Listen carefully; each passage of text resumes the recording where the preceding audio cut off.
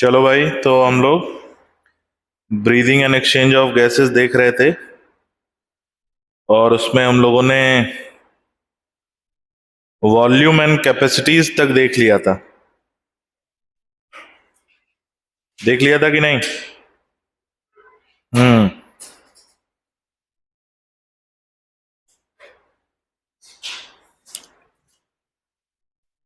आगे बात करेंगे। हमने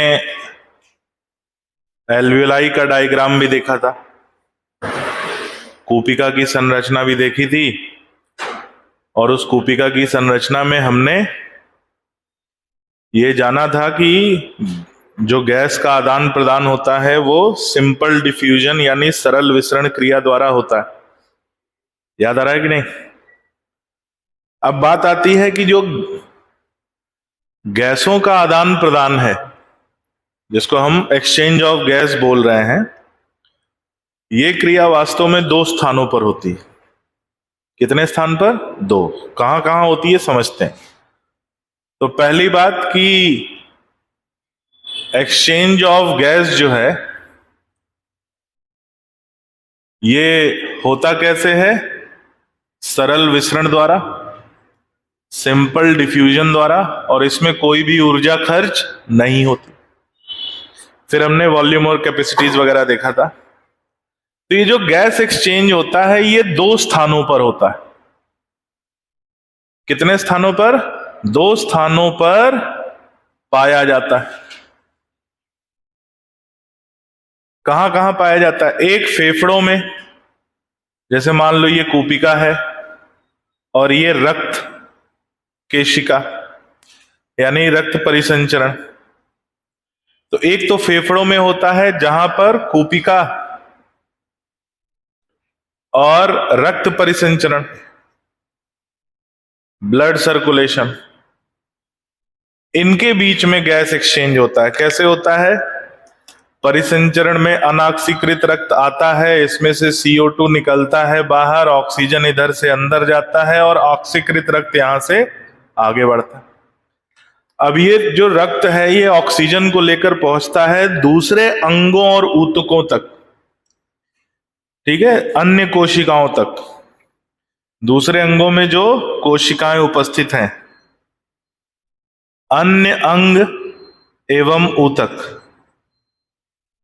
जैसे मान लो फेफड़े से गया रक्त और मस्तिष्क की कोशिका तक गया, या मांसपेशी तक गया, या कोई भी दूसरी कोशिका तक गया, तो वहां पर ये ऑक्सीजन जो है, जो रक्त ऑक्सीकृत रक्त था, आया था तो क्या था? डीऑक्सीकृत रक्त था।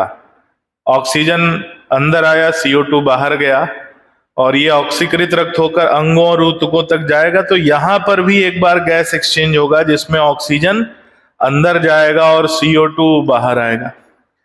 यानी ऑक्सीजन का प्रवाह होगा अंगों और ऊतकों में और CO2 का प्रवाह होगा ऊतकों से परिसंचरण में। तो फिर ये ऑक्सीकृत रक्त बदल जाएगा किसमें? अनऑक्सीकृत। तो यानी गैसों का आदान प्रदान दो स्थानों पर हो रहा है। एक, फेफड़े में जो कूपिका और रक्त केशिका के बीच, और दूसरा अन्य अंग और ऊतक में रक्त और कोशिकाओं के बीच। कितने स्थानों पर? दो स्थानों पर यह पाया जाता है। अब अगर हम बात करेंगे कि ये जो गैस एक्सचेंज है, ऐसे कितने घटक हैं जो इस गैस एक्सचेंज को यानी गैसों के आदान प्रदान को प्रभावित करते हैं। तो दो स्थान समझ में आ गया। एक स्थान फेफड़ों में और दूसरा स्थान अन्य अंगों और ऊतकों में। ठीक है। अब बात करते हैं कि जो गैसों का आदान प्रदान है या जो गैस एक्सचेंज है, इसको प्रभावित करने वाले घटक।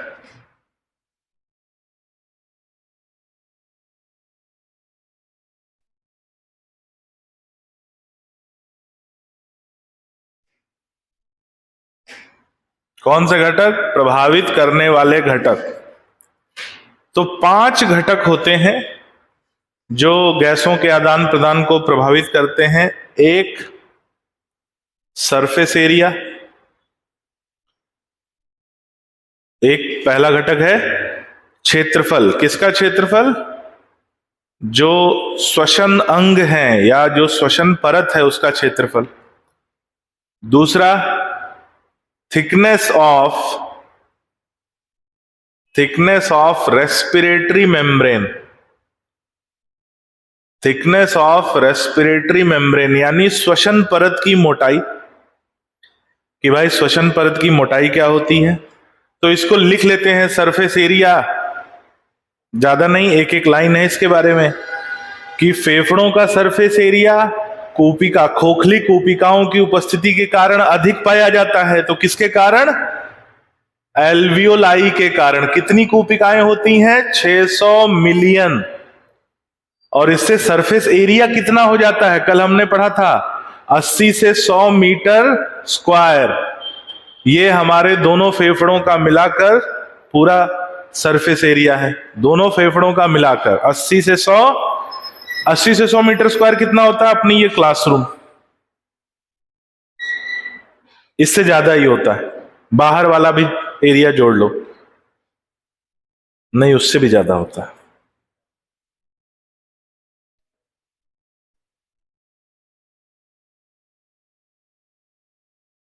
हाँ ठीक है, बाहर वाला एरिया और ये दोनों जोड़ लो, ये होता है थिकनेस ऑफ रेस्पिरेटरी मेम्ब्रेन। हमने कल लिखा था 3 परतें मिलकर रेस्पिरेटरी श्वसन परत बनाती हैं। कूपिका की सिंपल स्क्वैमस एपिथेलियम, एंडोथेलियम की सिंपल स्क्वैमस एपिथेलियम और दोनों के बीच में उपस्थित बेसमेंट मेम्ब्रेन। अब इसकी चौड़ाई कितनी होती है? 1 मिलीमीटर से कम। तीनों परतों को मिलाकर कितनी परतें पढ़ी थी अपन ने? 3 परतें। तीनों परतों को मिलाकर जो मोटाई होती है वो कैसी होती है? 1 मिलीमीटर से कम। लेकिन खास बात है, श्वसन परत हमेशा नम होनी चाहिए। तो श्वसन परत कैसी होनी चाहिए? नम, मॉइस्ट होनी चाहिए। इसलिए अपन ने पढ़ा था ना एनालिडा में कि नम त्वचा द्वारा श्वसन, केचुए में पाया जाता है ना नम त्वचा द्वारा श्वसन, क्योंकि उसकी त्वचा ही श्वसन परत है। और श्वसन परत का एक बहुत विशेष लक्षण है कि इसका नम होना जरूरी है। अगर श्वसन परत सूख जाएगी तो गैसों का आदान प्रदान नहीं होगा। तो ये जो कूपिका की परत है ये भी क्या होगी? नम होगी, क्योंकि इसमें म्यूकस स्त्रवित होगा, म्यूकस उपस्थित होगा, जिसकी वजह से ये नम पाई जाती है। तो यहां पर जो नमी है वो किसकी वजह से है? लिखोगे कि नहीं? म्यूकस। 2 घटक हो गए। तीसरा जो घटक है वो है आंशिक दाब, पार्शियल प्रेशर। पांचवा क्या है?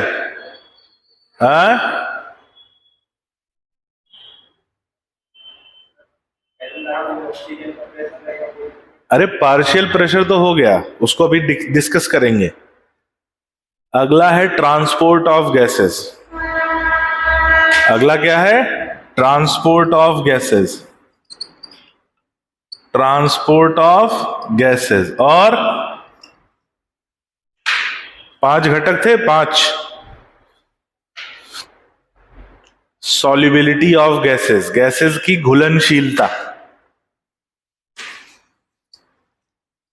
Solubility of gases. तो इस पॉइंट को हम यहीं देख लेते हैं। सॉल्युबिलिटी ऑफ गैसेस क्या है खास बात भाई? कि गैसेस में अगर सॉल्युबिलिटी की बात करें तो CO2 की घुलनशीलता, जो कि आपसे पूछा जाएगा, ऑक्सीजन से 20 से 25 गुना अधिक होती है। अधिक होती है। तो एक आ गया कि CO2 की घुलनशीलता ऑक्सीजन से 20 से 25 गुना अधिक होती है, ये आपसे पूछेगा। दूसरा बता दे रहे हैं, CO की घुलनशीलता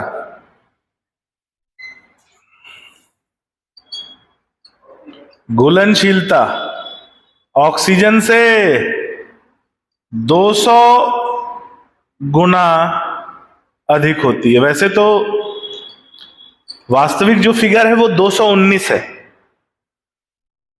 वास्तविक फिगर क्या है? 219। तो हम इसको 200 से 250 गुना अधिक बोलते हैं। 200 से 250 गुना अधिक पाई जाती है। तो ये तीनों गैसेस घुलनशील हैं। कौन कौन सी? कार्बन डाइऑक्साइड, ऑक्सीजन और CO2। ये CO है, सॉरी CO2, CO है।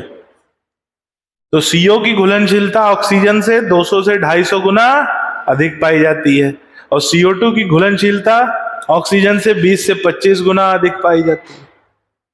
तो ये भी हो गया। तो 3 फैक्टर अपन ने यहीं पढ़ लिए, 2 को हम लोग यहां देख लेते हैं।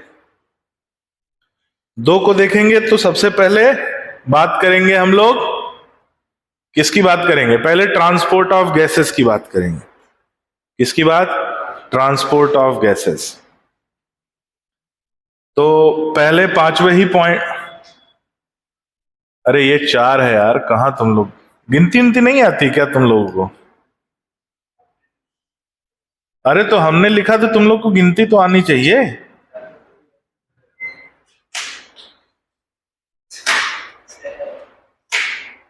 छह कहां से आ गया है? इसी को देखेंगे ना, ट्रांसपोर्ट ऑफ गैसेस को।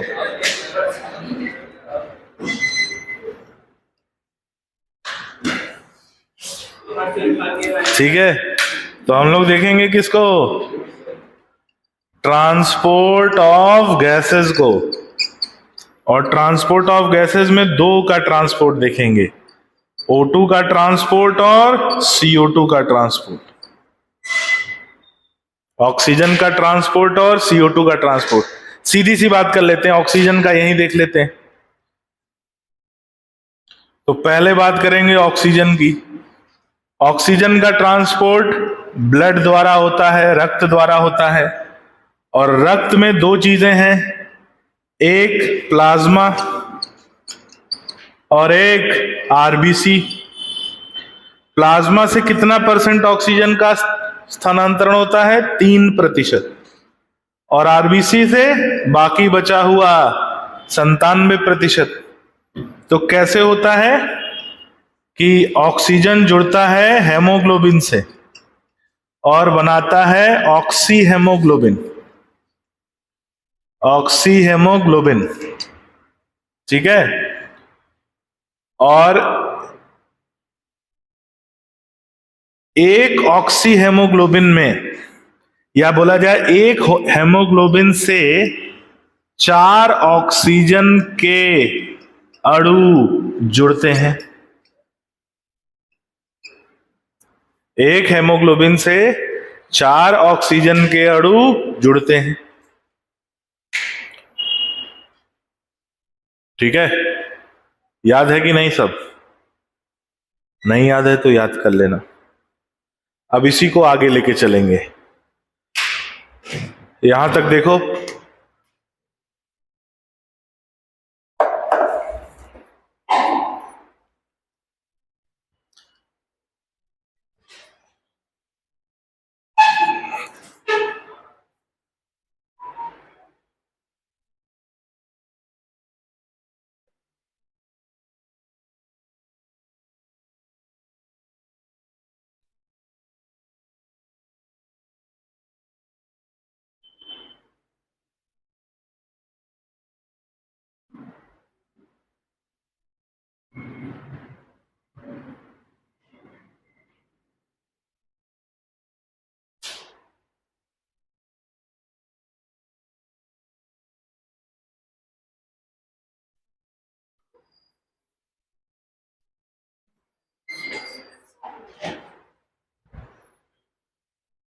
तो 5 घटक हैं जिसमें से हमने 3 के बारे में देख लिया। किसके बारे में देख लिया? Surface area. सरफेस एरिया जितना ज्यादा होगा गैसों का आदान प्रदान उतना ज्यादा होगा। श्वसन परत जितनी पतली होगी गैसों का आदान प्रदान उतना ज्यादा होगा। घुलनशीलता जितनी ज्यादा होगी गैसों का आदान प्रदान उतना ज्यादा होगा। इन दोनों को हम देख रहे हैं, जिसमें पहला डिस्कशन चल रहा है किसका? ट्रांसपोर्ट ऑफ ऑक्सीजन का।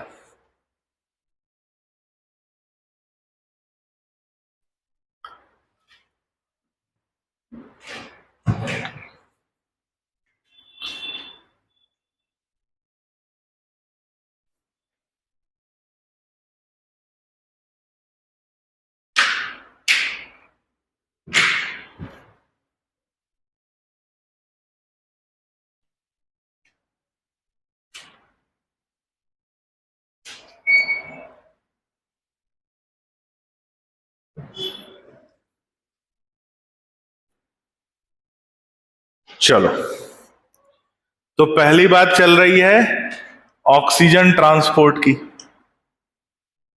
तो बात करते हैं, हमने बोला ऑक्सीजन का ट्रांसपोर्ट किसके द्वारा होता है? ब्लड द्वारा होता है, जिसमें प्लाज्मा से स्थानांतरण कितना? 3%, और आरबीसी से स्थानांतरण कितना? 97%। और ये जो आरबीसी से स्थानांतरण होता है, ये ऑक्सीजन जुड़ता है हेमोग्लोबिन के साथ, बनाता है ऑक्सी, इधर क्यों लिख रहा हूं मैं, यहीं लिखते ना।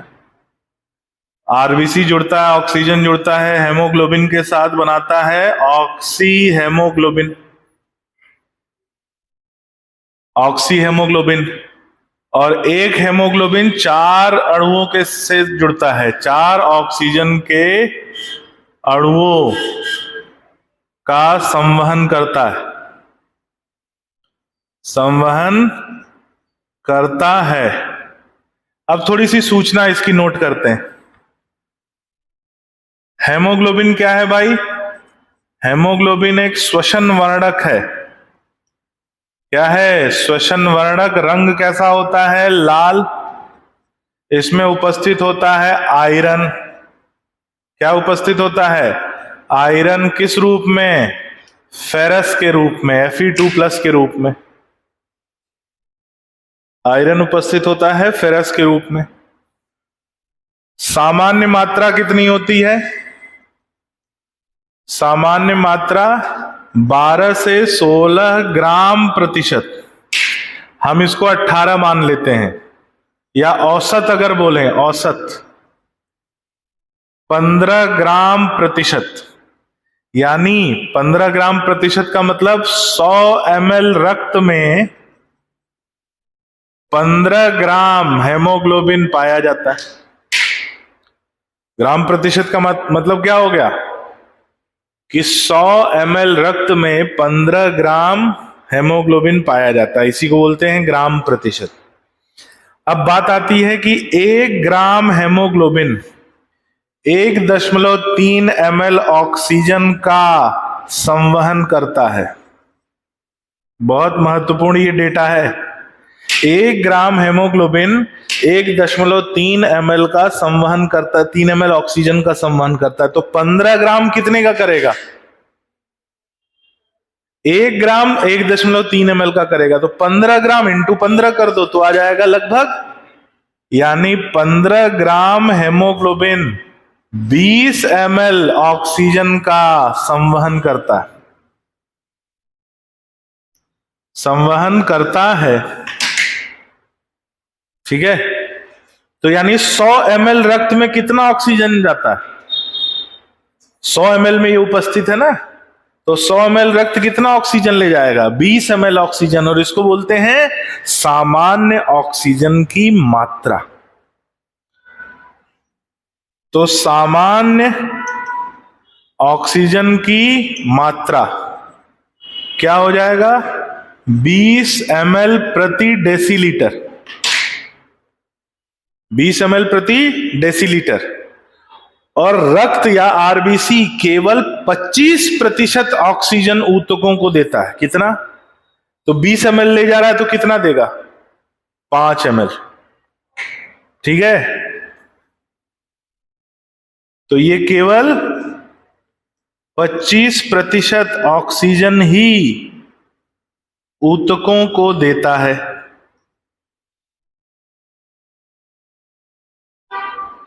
तो ये जो बात हो रही है ऑक्सीकृत रक्त की बात हो रही है। किसकी बात हो रही है? ऑक्सीकृत रक्त। ऑक्सीकृत रक्त में कितना? 20 ml। 5 ml दे दिया ऊतकों को, 25% देगा। तो 25% कितना हो जाएगा? 5 ml। तो शेष कितना बचा? 15 ml। तो 15 ml ऑक्सीजन प्रति डेसीलीटर मिलेगा अनाक्सीकृत रक्त में। यानी अनाक्सीकृत रक्त में भी ऑक्सीजन होता है। नहीं समझ में आया? पूरा ऑक्सीजन नहीं देता, केवल कितना देता है? 25%। जितना ले जा रहा है उसका 25%। ले कितना जा रहा है? 20 ml। 25% कितना हुआ? 5 ml। केवल 5 ml ऊतकों को देता है। और अनऑक्सीकृत रक्त में कितना पाया जाता है? 15 ml प्रति डेसीलीटर उपस्थित होता है। ठीक है, अब ये बताओ कि जो वायु अंदर जा रही है और जो वायु बाहर जा रही है, यानी जब सांस अंदर ले रहे हैं तब जो हवा अंदर जा रही है, और जब सांस बाहर छोड़ रहे हैं तब जो हवा बाहर जा रही है, उसमें भी ऑक्सीजन और CO2 की मात्रा का प्रतिशत है। ध्यान से सुनना। जो इंस्पायर्ड एयर है, इंस्पायर्ड एयर जो हवा अंदर जा रही है, उसमें वो तो वातावरण से ही आई है, तो उसमें नाइट्रोजन मिलेगा 78%, ऑक्सीजन मिलेगा 21%। 20% है कि 21? हाँ, CO2 मिलेगा 0.03% और अन्य मिलेगा इनर्ट गैस। ये वो हवा है जो सांस लेने पर अंदर जाएगी। जब सांस छोड़ेंगे तब जो हवा बाहर जाएगी उसका सुनो। एक्सपायर्ड एयर में नाइट्रोजन कितना होगा? हाँ, जितना गया था उतना ही निकलेगा। नाइट्रोजन पे कोई फर्क नहीं पड़ेगा सामान्य परिस्थितियों में। असामान्य परिस्थितियों में ये बदल सकता है, लेकिन हम लोग असामान्य परिस्थिति की अभी बात नहीं करेंगे। दूसरा, ऑक्सीजन कितना निकलेगा? 21% तो अंदर गया है, बाहर कितना आएगा? 15.6%। CO2 कितना बाहर आएगा? 4%। और बाकी इनर्ट गैसेस। तो ये देख लो, इधर से आपको अंदाजा लग जाएगा कि जितना ऑक्सीजन अंदर गया है लगभग उसका 1/4 अंदर रह गया और 3/4 बाहर आया, यानी 75% बाहर आया। CO2 कितना बाहर आया है? इसके और इसके में कितना अंतर है जरा बताओ तो? 0.03 और 4% में कितना अंतर है? 133 गुना का अंतर है। कितना? 133 गुना। तो लगभग 100 गुना से ज्यादा CO2 बाहर आता है। जितना CO2 अंदर गया है उससे लगभग 100 गुना से अधिक, यानी 120-133 गुना CO2 बाहर आता है। ये इस पर निर्भर करता है कि आप जिस शहर में रह रहे हैं या जिस देश में रह रहे हैं वहां पर प्रदूषण की दर कितनी है। अगर आप ऐसी जगह पे रह रहे हैं जहां प्रदूषण ज्यादा है, यानी CO2 ज्यादा है, तो ज्यादा अंदर जाएगा, तब वो प्रतिशत अलग हो जाएगा। लेकिन अगर हम सामान्य 0.03% मान रहे हैं तो 133 गुना ज्यादा CO2 बाहर आएगा। ये बात समझ में आ गई? ये हो गया किसका स्थानांतरण? ऑक्सीजन का स्थानांतरण। अब बात करते हैं CO2 के स्थानांतरण की। CO2 का ट्रांसपोर्ट बड़ा सही है। इसमें अगर देखें तो इसका भी स्थानांतरण रक्त से होता है, जिसमें प्लाज्मा है और RBC है। प्लाज्मा से होता है 7%, RBC में 2 भाग हो जाते हैं। एक भाग हेमोग्लोबिन, हेमोग्लोबिन से जुड़ेगा तो कार्बा अमीनो हेमोग्लोबिन बनेगा। Hb प्लस CO2 बनेगा कार्बा अमीनो हेमोग्लोबिन, और ये होता है 23%। और बाइकार्बोनेट, बाइकार्बोनेट HCO3 माइनस, ये 70%, दोनों मिलाकर 93%। तो CO2 का स्थानांतरण जो है ज्यादा से ज्यादा बाइकार्बोनेट के रूप में होता है। RBC के अंदर कितना प्रतिशत? 70%। अब ये जो CO2 का जो बाइकार्बोनेट में परिवर्तन है, CO2 का जो बाइकार्बोनेट में परिवर्तन है, या ऐसे लिखो कि CO2 का HCO3 माइनस में जो परिवर्तन है तो एक साथ नहीं होता है, इसमें बीच में H2CO3 बनता है। जिसको हम कहते हैं कार्बोनिक एसिड। कार्बोनिक एसिड, और इसको बनाने के लिए जुड़ता है इसमें जल। क्या जुड़ता है? जल। और कार्बोनिक एसिड से निकल जाता है H+।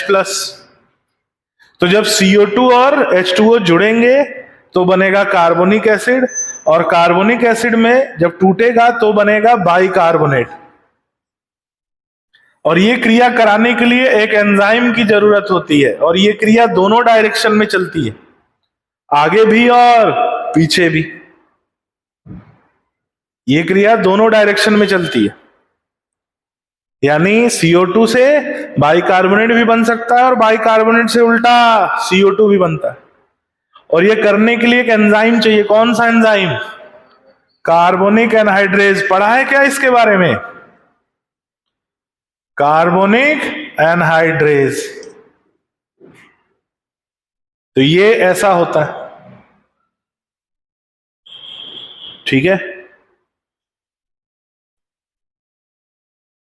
और इस प्रोसेस का एक नाम है क्लोराइड शिफ्ट मैकेनिज्म,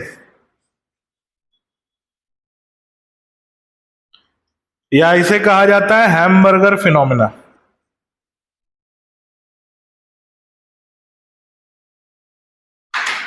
कैसे हुआ? ध्यान से देखो। CO2, अभी मैं इसको एक बार और लिखूंगा। CO2 जुड़ा H2O से, कार्बोनिक एनहाइड्रेज की उपस्थिति में बना कार्बोनिक एसिड, और बनने के बाद टूट गया। टूटने में H+ अलग हो गया और बाइकार्बोनेट अलग हो गया। तो ये बाइकार्बोनेट में कितना % CO2 होगा? 70%। कितना % CO2 होगा? 70%। हेमोग्लोबिन के साथ कितना CO2 होगा? 23%। आरबीसी में कुल कितना CO2 हो गया? 93%। प्लाज्मा में 7%। 100 ग्राम रक्त, यानी 100 ग्राम कह रहे हैं, 100 ml ब्लड, 100 ml रक्त 4 ml CO2 का संवहन करता है।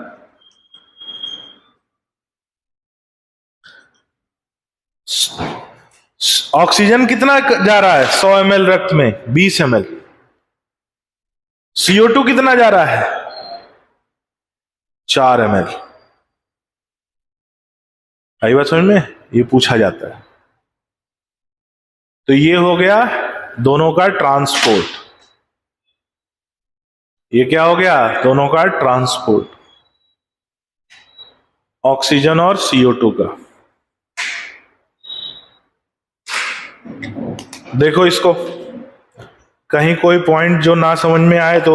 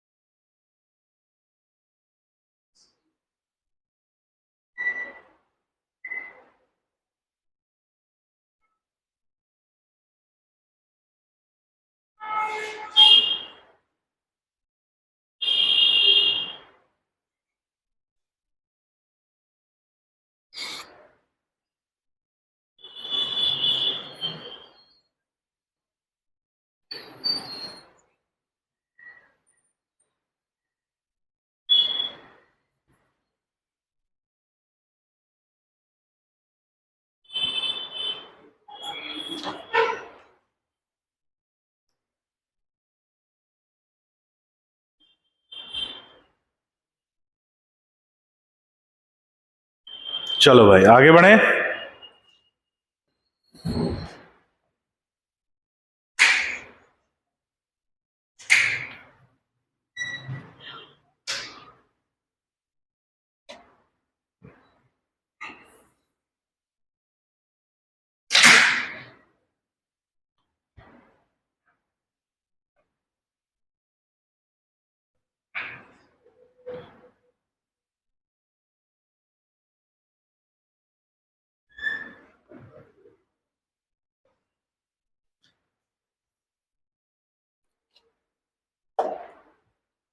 आगे हम बात करेंगे कि जो तीनों गैसों की घुलनशीलता है, या तीनों गैसें किसके साथ जुड़ सकती हैं? हेमोग्लोबिन के साथ। यदि हेमोग्लोबिन के साथ ऑक्सीजन जुड़ता है तो क्या बनेगा? Oxy haemoglobin. याद रखना ये ऑक्सी हेमोग्लोबिन। यदि हेमोग्लोबिन के साथ CO2 जुड़ता है तो बनेगा कार्बा अमीनो हेमोग्लोबिन। और यदि हेमोग्लोबिन के साथ CO जुड़ता है, CO मतलब कार्बन मोनोऑक्साइड, तो बनेगा कार्बोक्सी हेमोग्लोबिन। और ये एक विषैली गैस है या विषैला यौगिक है, और ये अगर बनने लगा शरीर में तो मृत्यु हो सकती। तो सामान्यतः ये नहीं बनता, यही दोनों बनते हैं, ऑक्सी हेमोग्लोबिन और कार्बामीनो हेमोग्लोबिन। अब आते हैं अपने पांचवें घटक की तरफ, जो हमने लिखा था पार्शियल प्रेशर। पार्शियल प्रेशर यानी आंशिक दाब।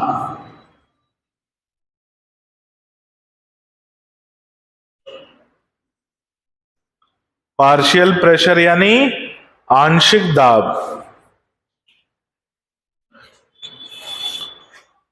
वायुमंडल में जो गैसें उपस्थित हैं उन गैसों के योग से बनता है वायुमंडलीय दाब। बनता है कि नहीं? तो वायुमंडलीय दाब यानी एटमॉस्फेरिक प्रेशर, जिसको हम लोग ATM बोलते हैं, केमिस्ट्री में बोलते हैं ना ATM, 1 ATM 2 ATM। तो ये कितना होता है? 1 ATM 760 mm ऑफ Hg। अब इसमें ये जो दाब उत्पन्न हुआ है, इसमें नाइट्रोजन भी है, ऑक्सीजन भी है, CO2 भी है और अन्य गैसें भी हैं। तो नाइट्रोजन की वजह से कितना दाब आया, यानी नाइट्रोजन का इसमें कितना योगदान, उसे बोलते हैं आंशिक दाब। तो ये है 596 mm ऑफ Hg। ऑक्सीजन की तरफ से 159 mm ऑफ Hg। CO2 की वजह से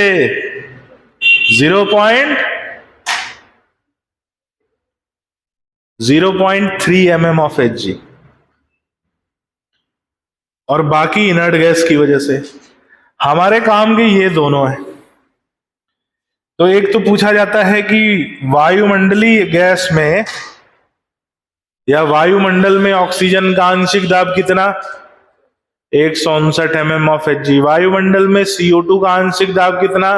0.3 mm ऑफ Hg, क्योंकि इसकी मात्रा भी कम है और इसलिए इसका आंशिक दाब भी कम मिलेगा। अब बात करते हैं कि जब हमारे शरीर में हवा अंदर जाती है, और हवा जब अंदर जाती है तो दो स्थानों पर गैस एक्सचेंज होता है। ये डायग्राम याद है? अभी अभी अपन ने बनाया था कि दो स्थानों पर गैस एक्सचेंज होता है, एक कूपिका और दूसरा ऊतक और अंग में।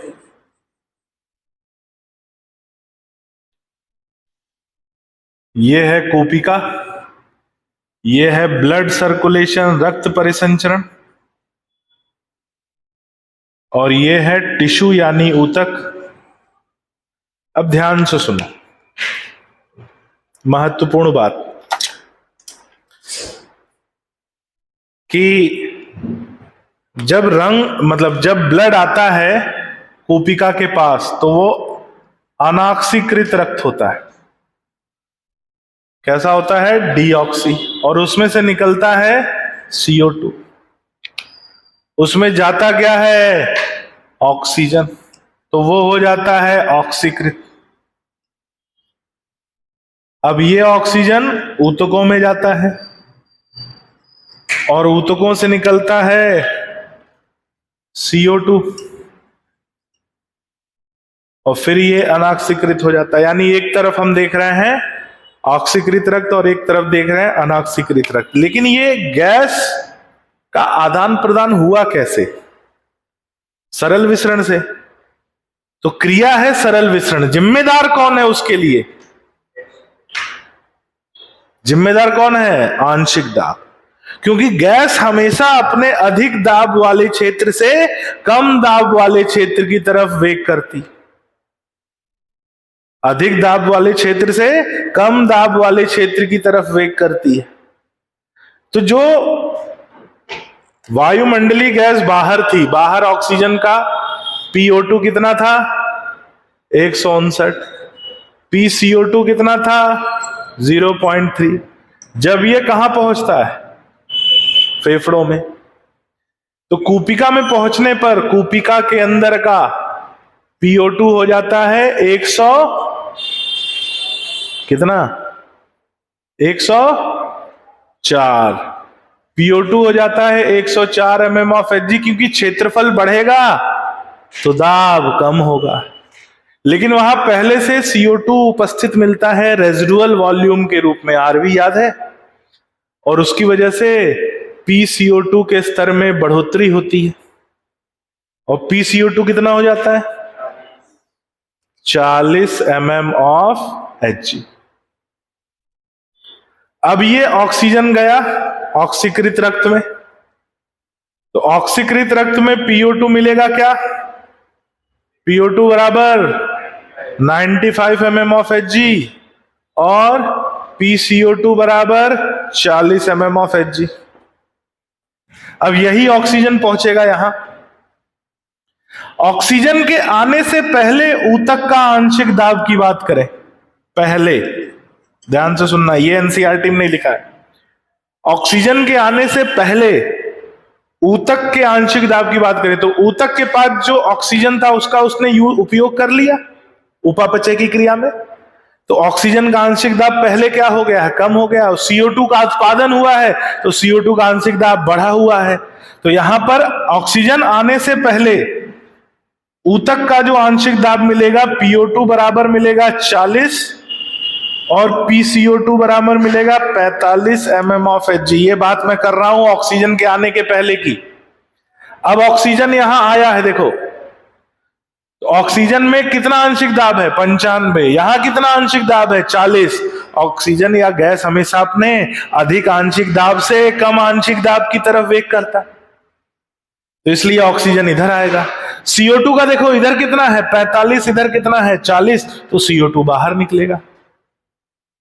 अब ऑक्सीजन आने के बाद, ध्यान से सुनना, ये पहले और ये ऑक्सीजन आने के बाद में क्या हो जाएगा? ऑक्सीजन आया, ऑक्सीजन का आंशिक दाब बढ़ के हो जाएगा 95 और CO2 का आंशिक दाब घट के हो जाएगा 40।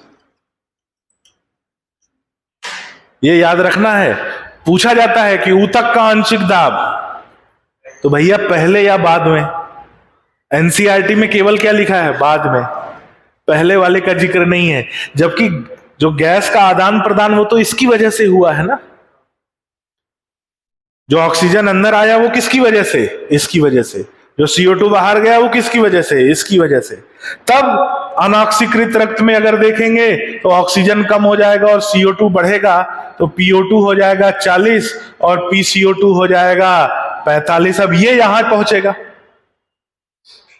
अब ये आंशिक दाब यहां पहुंचेगा। आप देखो यहां पे, इधर कितना? 104, इधर 40। ऑक्सीजन अधिक आंशिक दाब से कम आंशिक दाब की तरफ आ गया। इधर देखो CO2 40, इधर 45। CO2 अपने अधिक आंशिक दाब से कम आंशिक दाब की तरफ जाएगा। तो जो गैसों का आदान प्रदान हो रहा है उसके लिए कौन जिम्मेदार है? आंशिक दाब। और कौन सी क्रिया से हो रहा है? सरल विसरण।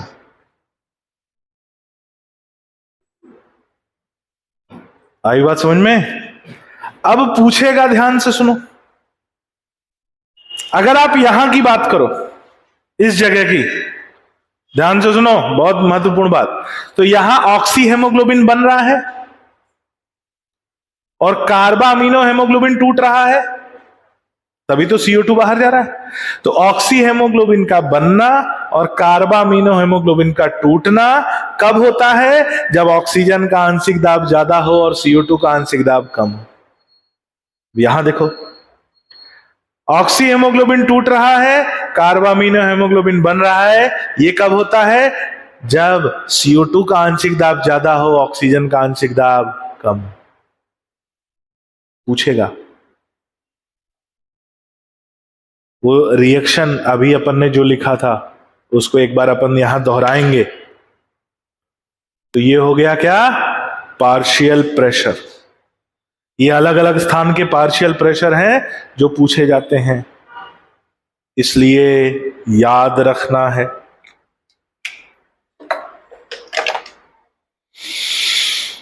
क्या करना है? याद रखना है। जो बच्चे ऑनलाइन रिवीजन कर रहे हैं ध्यान से,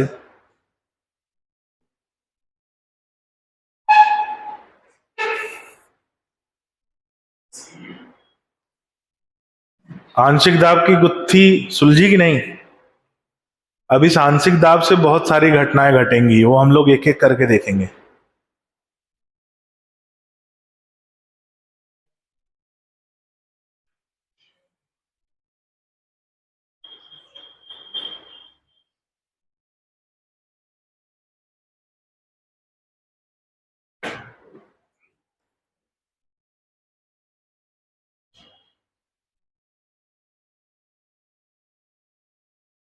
अगर यहां पर देखो आप, एक बहुत खास जगह, ऑक्सीजन हेमोग्लोबिन से जुड़ रहा है तो इसको बोलेंगे एसोसिएशन ऑफ ऑक्सीजन हेमोग्लोबिन। यहां ऑक्सीजन हेमोग्लोबिन टूट रहे हैं, इसको बोलेंगे डिसोसिएशन ऑफ ऑक्सीजन हेमोग्लोबिन। तो ऑक्सीजन हेमोग्लोबिन का जुड़ना कब होता है? जब PO2 ज्यादा हो, PCO2 कम हो। और ऑक्सीजन हेमोग्लोबिन का टूटना कब होता है? जब PCO2 ज्यादा हो और PO2 कम हो। तो कब एसोसिएशन होगा और कब डिसोसिएशन होगा, ये समझना है।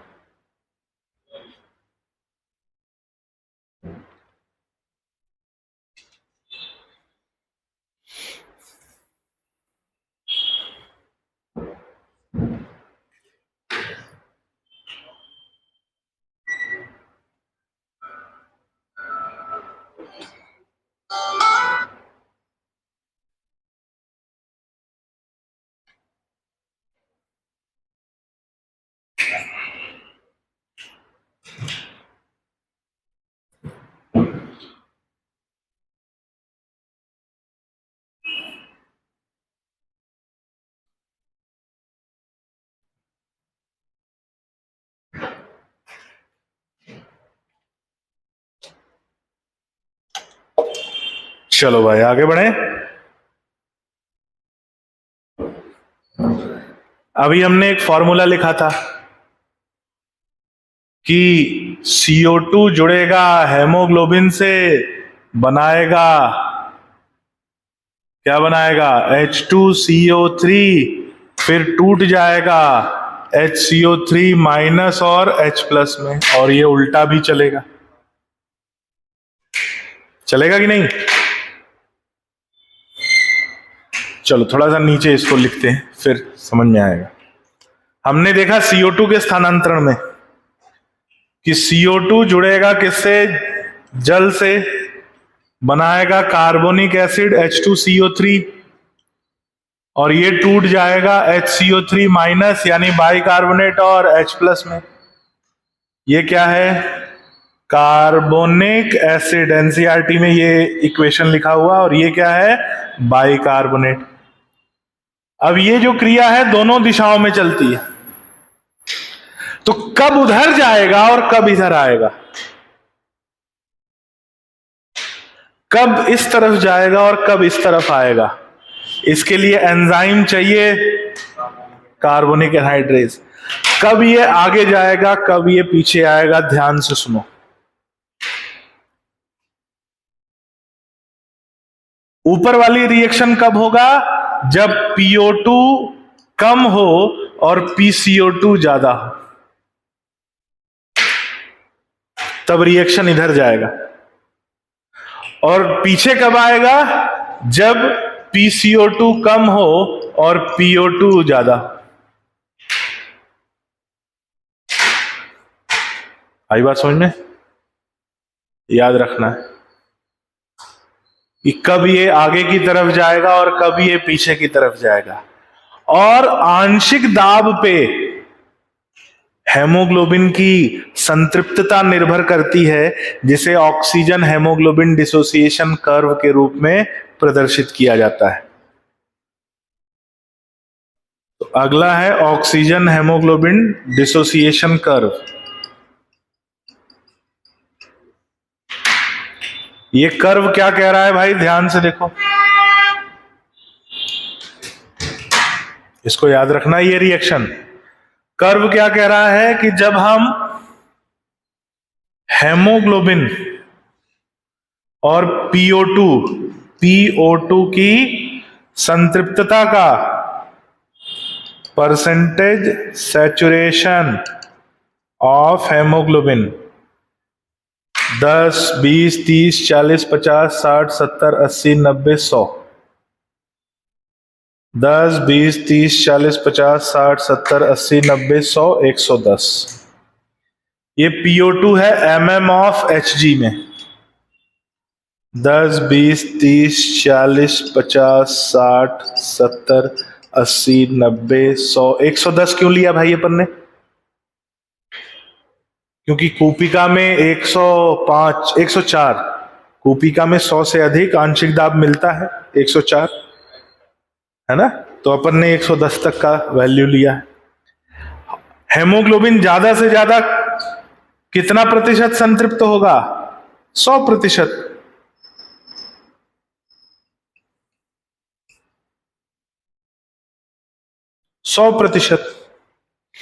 अब थोड़ी सी आकलन करते हैं कि जैसे जैसे हम आंशिक दाब बढ़ाते जाएंगे ऑक्सीजन का, हेमोग्लोबिन और ऑक्सीजन का जुड़ना बढ़ता जाएगा, ऑक्सी हेमोग्लोबिन का निर्माण बढ़ता जाएगा। कैसे बढ़ेगा? जैसे हमने मान लो 30 तक ले गया, 30 PO2 रखा अगर हमने 30 mmHg, तो 30 तक पहुंचते पहुंचते 50% जो है, कितने प्रतिशत? 50% हेमोग्लोबिन संतृप्त हो जाता है। कितने प्रतिशत? 50% हेमोग्लोबिन संतृप्त हो जाता है जब हम PO2 30 तक ले जाते हैं।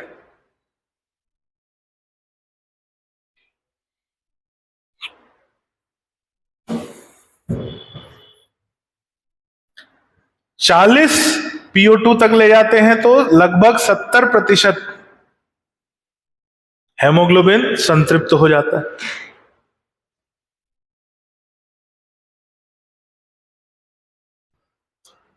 60 PO2 ले जाते हैं, 60 PO2 ले जाते हैं, तब तक 90% हेमोग्लोबिन संतृप्त हो जाता है, और 90 तक ले जाते 100% हेमोग्लोबिन संतृप्त हो जाता है। तो हमें जो ग्राफ मिलता है वो कुछ ऐसा मिलता है। 1, 2, 3, 4, इन चारों पॉइंट्स को जोड़ो।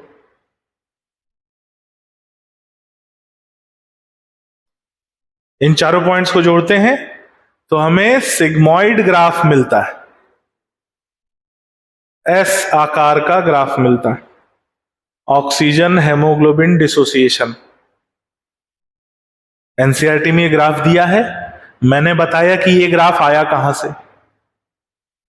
90 PO2 ले जाते तक 100% हेमोग्लोबिन ऑक्सीजन से जुड़ जाता है। अब ये बताओ कि हमारे रक्त में ऑक्सीकृत रक्त में कितना PO2 होता है? 95। 90 से ही अपना काम हो गया, और है कितना? 95। 5 तो ज्यादा ही है, अपना काम तो 90% PO2 से ही हो जाता है। और हमारा ऑक्सीजन का स्तर जो है, सैचुरेशन संतृप्तता स्तर कितना रहना चाहिए? हमेशा 100 रहना चाहिए। किसी भी समय हमारे शरीर में ऑक्सीजन का संतृप्तता स्तर 100 रहना चाहिए। एक सामान्य व्यक्ति में 100 ही पाया जाता है। अगर ये संतृप्तता स्तर 95 के नीचे जाने लगे, 96 है, 97 है, 98, 99, 100 है तो ठीक है, 95 या उससे नीचे जाने लगे तो मतलब अवस्था गंभीर है, यानी उसके शरीर में उतना ऑक्सीजन नहीं पहुंच पा रहा है जितनी आवश्यकता है। अब पूछा जाता है कि ये जो सिग्मॉइड जो ग्राफ है ये कौन प्रभावित करता है? तो इसको प्रभावित करते हैं कुछ घटक, जैसे अगर रक्त में या शरीर में तापमान बढ़ जाए, क्या बढ़ जाए? या CO2 बढ़ जाए, या pH कम हो जाए, या H+ बढ़ जाए, तो ये ग्राफ किधर शिफ्ट होगा? Right side. और अगर इसका उल्टा हो जाए कि अगर शरीर का तापमान या रक्त का तापमान कम होने लगा, CO2 की सांद्रता कम होने लगी, pH बढ़ने लगा, यानी pH बढ़ना यानी H+ कम होना। pH कब कम होता है? जब ज्यादा ज्यादा अम्लीय होता है। तो जब ज्यादा अम्लीय होगा यानी H+ ज्यादा होगा तो pH कम होगा। ये दोनों एक दूसरे की ही, ये दोनों एक ही चीज है। जब H+ ज्यादा होगा तो अधिक अम्लीय होगा, और अधिक अम्लीय होगा तो pH कम होगा। और जब H+ कम होगा तो अधिक क्षारीय होगा, अधिक क्षारीय होगा तो pH बढ़ेगा। 7 से कम अम्लीय है, 7 से ऊपर क्षारीय है ना, तो ये दोनों एक ही बात को बता रहा है। तब ये किधर शिफ्ट होगा? Left side. ये पूछा जाता है कि कब ये दाईं तरफ खिसकेगा और कब ये बाईं तरफ खिसकेगा। ठीक है, फिर आते हैं regulation of breathing. Regulation of breathing कि जो सांस लेने की क्रिया है इसको नियंत्रित कौन करेगा? तो उसके लिए हमारे मस्तिष्क में और हमारे शरीर में कई केंद्र पाए जाते हैं। जैसे एक है रेस्पिरेटरी रिदम सेंटर, ध्यान से सुनना, रेस्पिरेटरी रिदम सेंटर ये पाया जाता है मेडुला ऑब्लंगेटा में। मेडुला ऑब्लंगेटा में पाया जाता है। क्या काम करता है ये? सामान्य श्वसन की दर को बनाए रखने का कार्य करता है। सामान्य यानी 12 से 16 प्रति मिनट की जो दर है, तो ये काम करता है सामान्य श्वसन दर को बनाए रखता है। और ये कितनी है? 12 से 16 प्रति मिनट की जो दर है वो कौन बनाता है? Medulla oblongata. दूसरा है न्यूमोटैक्सिक सेंटर। न्यूमोटैक्सिक सेंटर कहां पर है? पॉन्स वेरोलाई। पॉन्स वेरोलाई ये क्या करता है? ये रेस्पिरेटरी रिदम सेंटर को आदेश देता है कि श्वसन की दर को बढ़ाओ या श्वसन की दर को कम करो। तो श्वसन की दर को बढ़ाने के लिए ये आदेश देता है किसको? रेस्पिरेटरी रिदम सेंटर को। श्वसन दर को परिवर्तित करने के लिए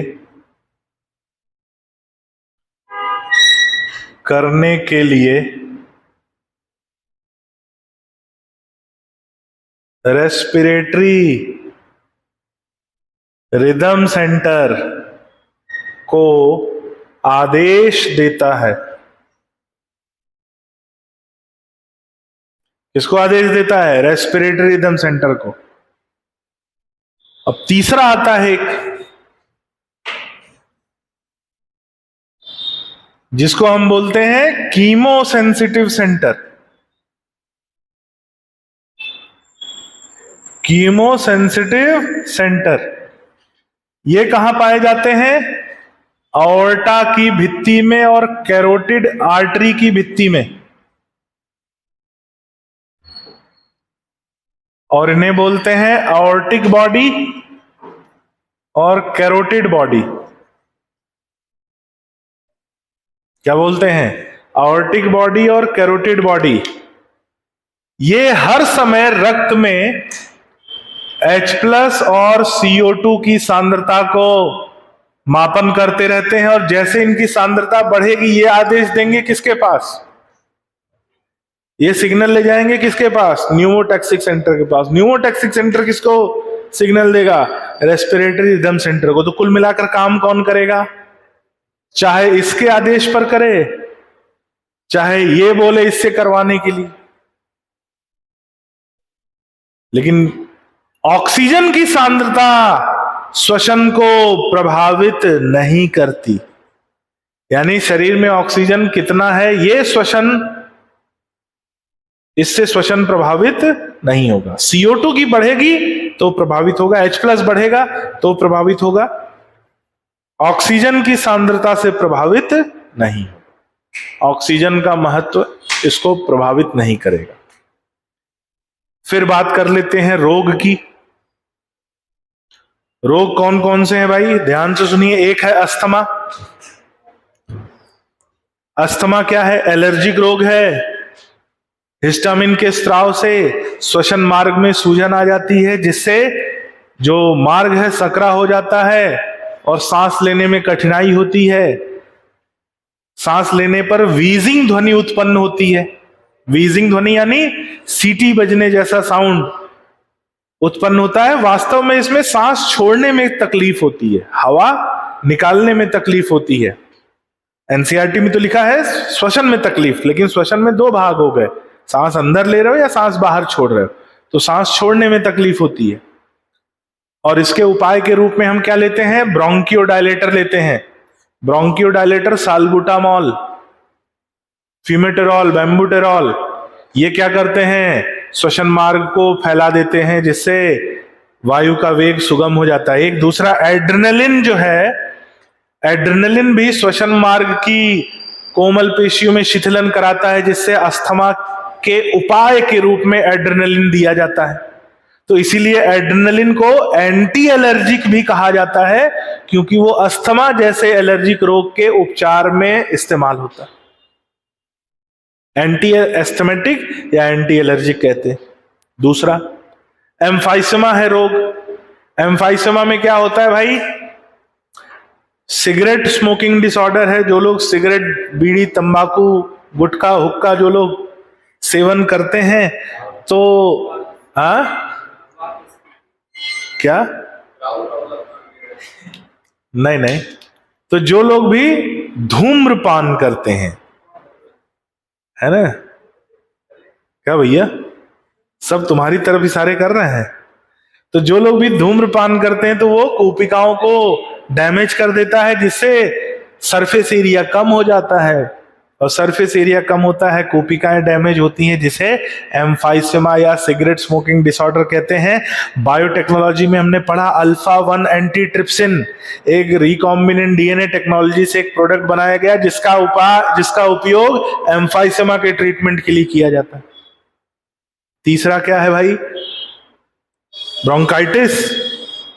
ब्रोंकाइटिस क्या है? किसी इन्फ्लेमेशन या किसी इन्फेक्शन, शोथ या संक्रमण की वजह से यदि ब्रोंकस में सूजन आ जाए तो उसे ब्रोंकाइटिस कहते हैं। आइटिस का मतलब शोथ उत्पन्न हुआ, सूजन आई है। फिर आया ऑक्यूपेशनल डिसऑर्डर, कि जो लोग जहां काम करते हैं, किसी फैक्ट्री में, किसी खदान में, तो उनके काम की वजह से उनके श्वसन में परेशानियां होती हैं। जैसे जो लोग खदानों में काम करते हैं, तो जो धूल वगैरह के कण रहते हैं वो श्वसन मार्ग से अंदर जाके फेफड़ों में जम जाते हैं, जिससे फाइब्रोसिस, सिलिकोसिस, एस्बेस्टोसिस इत्यादि रोग होते हैं। तो ऐसे लोगों को मास्क पहनना कंपल्सरी रहता है, और बिना मास्क के उनको खदान वगैरह में काम करना वर्जित रहता है। तो ये ऑक्यूपेशनल डिसऑर्डर हो गए। ठीक है।